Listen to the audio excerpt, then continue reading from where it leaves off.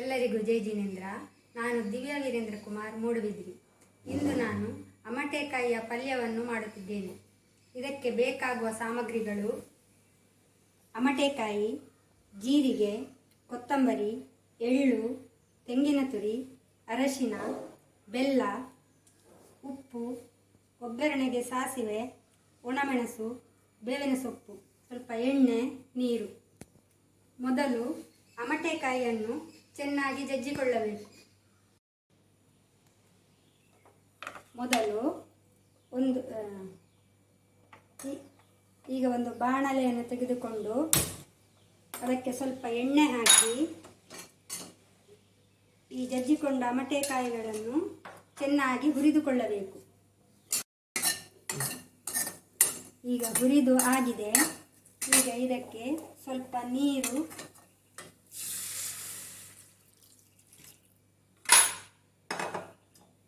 ಮತ್ತು ಸ್ವಲ್ಪ ಉಪ್ಪು ಹಾಕಿ ಬೇಯಿಸಿಕೊಳ್ಳೋಣ.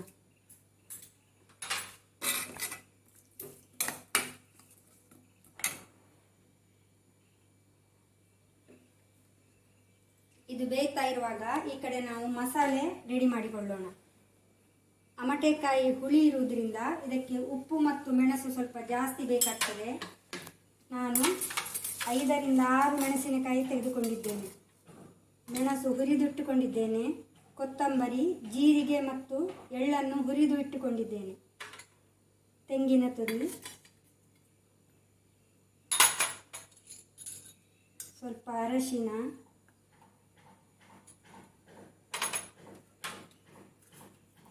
ಸ್ವಲ್ಪ ಉಪ್ಪು. ಇದನ್ನು ಮೊದಲು ರುಬ್ಬಿಕೊಳ್ಳೋಣ.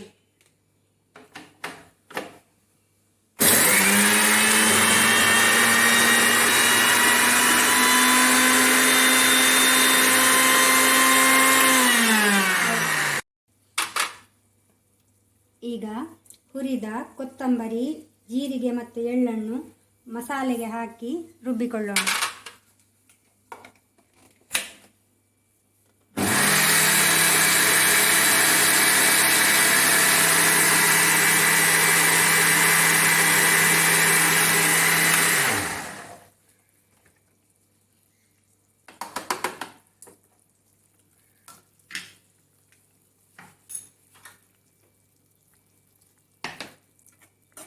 ಅಮಟೆಕಾಯಿ ಬೆಂದಿದೆ. ಈಗ ರುಬ್ಬಿಕೊಂಡ ಮಸಾಲೆಯನ್ನು ಹಾಕೋಣ.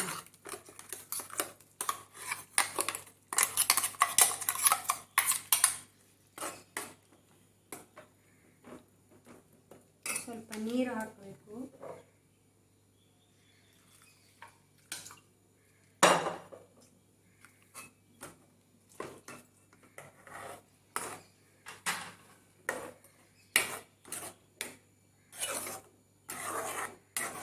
ಈಗ ಇದನ್ನು ಚೆನ್ನಾಗಿ ಕುದಿಸಬೇಕು. ಈಗ ಇದು ರೆಡಿ ಆಗ್ತಾ ಇದೆ. ಈಗ ಇದಕ್ಕೆ ಬೆಲ್ಲ ಹಾಕಿಕೊಳ್ಳೋಣ.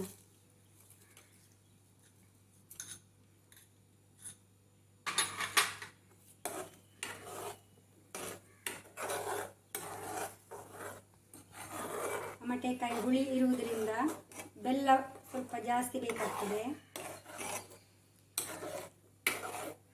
ಇದು ಕುದಿಯುವಷ್ಟರಲ್ಲಿ ನಾವು ಒಗ್ಗರಣೆಗೆ ರೆಡಿ ಮಾಡಿಕೊಳ್ಳೋಣ. ಎಣ್ಣೆ,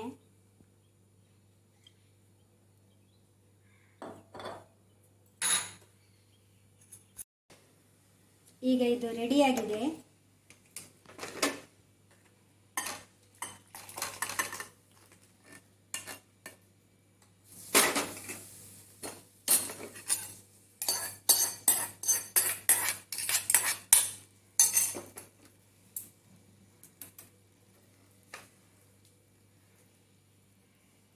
ದಕ್ಷಿಣ ಕನ್ನಡದಲ್ಲಿ ಇದಕ್ಕೆ ಅಂಬಡೆ ಸಾಸಿಮಿ ಅಂತ ಹೇಳ್ತೇವೆ.